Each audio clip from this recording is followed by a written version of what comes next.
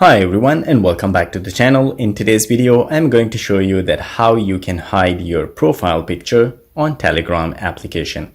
If you want to hide your profile picture from everybody on Telegram application, so how you're going to do it, watch this video till the end. So the first thing you need to do is to go to your Telegram application on your device. The next thing you need to do is to tap on the three lines at the top left corner. From there, you need to tap on settings. From here, you need to tap on privacy and security. So once you tap here, you need to scroll down where you will find your profile photos. So you need to tap on that one. And now the setting is set that everybody can see your profile picture. So if you want your profile to be seen only to your contacts, you can select this one. Or if you want nobody to see it, you can select that one as well. So guys, if you want to hide it from everybody, you should select nobody.